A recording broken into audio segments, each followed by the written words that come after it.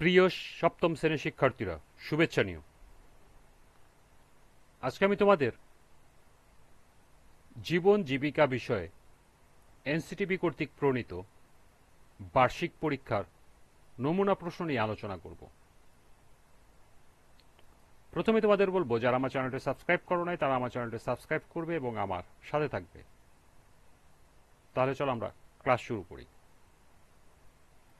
বার্ষিক সামষ্টিক মূল্যায়ন 2024, বিষয় জীবন ও জীবিকা, শ্রেণী সপ্তম, পূর্ণমান 100, সময় 3 ঘন্টা।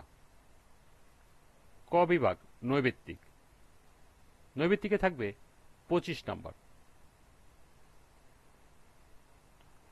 বহু নির্বাচনী প্রশ্ন, সঠিক উত্তর চিহ্নিত করে খাতায় লিখো, 1 থেকে 15 পর্যন্ত। প্রতিটি প্রশ্নের মান 1 করে।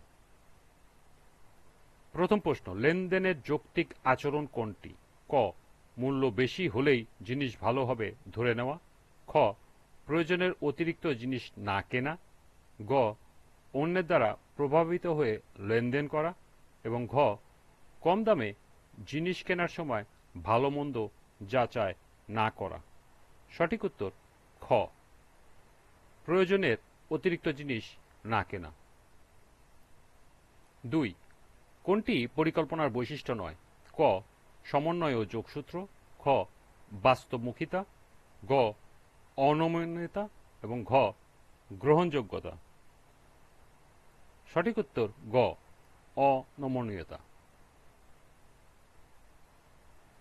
3, যোগাযোগ দক্ষতা হল ক, নিজেকে অতিরিক্ত জাহির করা। খ, অন্যের কথায় মনোযোগ না দেওয়া। গ, সঠিকভাবে তথ্য আদান প্রদান করতে পারা। ঘ, অন্যের উপর নিজের মতামত চাপিয়ে দেওয়া। সঠিক উত্তর গ, সঠিকভাবে তথ্য আদান প্রদান করতে পারা। 4, নিচের কোনটি পরিকল্পনার বৈশিষ্ট্য? বাস্তবমুখিতা, অপ্রাসঙ্গিকতা, প্রতিবন্ধকতা, চ্যালেঞ্জ। সঠিক উত্তর ক, বাস্তবমুখিতা। যোগ্যতার উপাদান নয় কোনটি? জ্ঞান, দক্ষতা, মূল্যবোধ, নমনীয়তা। সঠিক উত্তর নমনীয়তা। 6, সলিউশন ফ্লুয়েন্সির ধাপসমূহ কি নামে পরিচিত? 5DS, 6DS, 7DS, 8DS। সঠিক উত্তর খ, 6DS। 7, অনলাইন প্ল্যাটফর্মে নিরাপত্তা নিশ্চিত করে কোন প্রযুক্তি? Cyber security, IoT, big data, augmented reality. সঠিক উত্তর ক, সাইবার সিকিউরিটি। 8, জীবনের লক্ষ্য নির্বাচনে কোন ধরনের সহায়তা গুরুত্বপূর্ণ? রাষ্ট্রীয়, সামাজিক, অর্থনৈতিক, সবগুলো। সঠিক উত্তর গ, অর্থনৈতিক। 9, আইওটি প্রযুক্তি ব্যবহারে নিচের কোনটি প্রয়োজন? ইন্টারনেট, মডেম, কেবল, রাউটার। সঠিক উত্তর ক, ইন্টারনেট। 10, লক্ষ্য পৌঁছানোর মূল চাবিকাঠি কোনটি? ক, একাগ্নিষ্ঠা, একাগ্রতা, পরিশ্রম। খ, নিজের দুর্বলতা খুঁজে হতাশ হওয়া। গ, আগ্রহের পিছনে পটভূমি নির্বাচন। ঘ, নিরিবিলি চিন্তা ভাবনা করা। সঠিক উত্তর ক, নিষ্ঠা, একাগ্রতা, পরিশ্রম। 11, সামাজিক পরিচর্যা কোনটি? ক, পত্রিকা পড়ে শোনানো। খ, ডায়াবেটিক্স ও প্রেশার মাপা। গ, খোলা মাঠে বেড়াতে নিয়ে যাওয়া। ঘ, বিছনা থেকে উঠানো বা তোলা। সঠিক উত্তর খ, গ,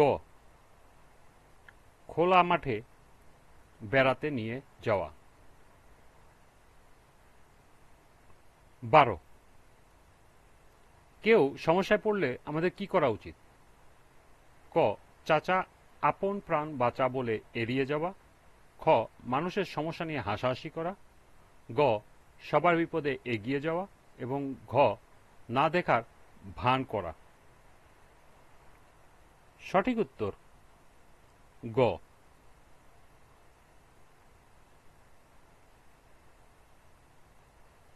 সবার বিপদে এগিয়ে যাওয়া।